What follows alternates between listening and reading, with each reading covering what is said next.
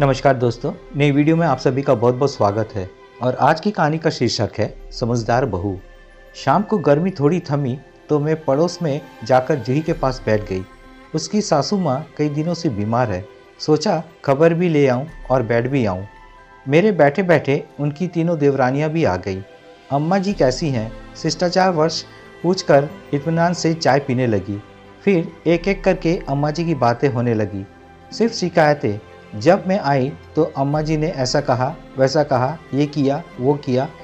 आधा घंटे बाद सब यह कहकर चली गई कि उन्होंने शाम का खाना बनाना है। बच्चे इंतज़ार कर रहे हैं। कोई भी अम्मा जी के कमरे तक भी ना गया। उनके जाने के बाद मैं जूही के से पूछ बैठी, जूही, अम्मा जी आज 1 साल से बीमार है और तेरे ही पास है। तेरे मन में नहीं आता कि कोई और भी रखे या इनका काम करे? माँ तो सबकी है। उसका उत्तर सुनकर मैं तो जड़ सी हो गई। वह बोली, बहन जी, मेरी सास 7 बच्चों की माँ है। अपने बच्चों को पालने में, उनको अच्छी ज़िंदगी देने में कभी भी उसने अपने सुख की परवाह नहीं की। सबकी अच्छी तरह से परवरिश की। ये जो आप देख रही हैं ना, मेरा घर, पति, बेटा, शानो शौकत सब मेरी सासू जी की देन है। अपनी अपनी समझ है। मैं तो सोचती हूँ इन्हें क्या क्या खिला पिला दूँ, कितना सुख दूँ।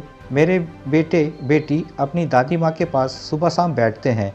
उन्हें देखकर वो मुस्कुराती और अपने कमज़ोर हाथों से उनका माथा, चेहरा और शरीर सहलाकर उन्हें जी भर के दुआएं देती है। जब मैं इनको नहलाती खिलाती पिलाती हूँ और इनकी सेवा करती हूँ तो जो संतुष्टि के भाव मेरे पति के चेहरे पर आते हैं, उसे देखकर मैं धन्य हो जाती हूँ। मन में ऐसा एहसास होता है जैसे दुनिया का सबसे बड़ा सुख मिल गया हो। और फिर वो बड़े ही उत्साह से बोली, एक बात और है, ये जहाँ भी रहेंगी घर में खुशहाली ही रहेगी।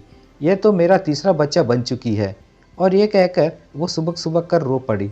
मैं इस ज़माने में उसकी यह समझदारी देखकर हैरान थी। मैंने उसे अपनी छाती से लगाया और मन ही मन उसे नमन किया और उसकी सराहना की कि कैसे कुछ नहीं स्वार्थी और अपने ही लोग तरह तरह के बहाने बना लेते हैं तथा अपनी आज़ादी और ऐशो अय्याशी के लिए अपनी प्यार और ममता की मूरत को ठुकरा देते हैं।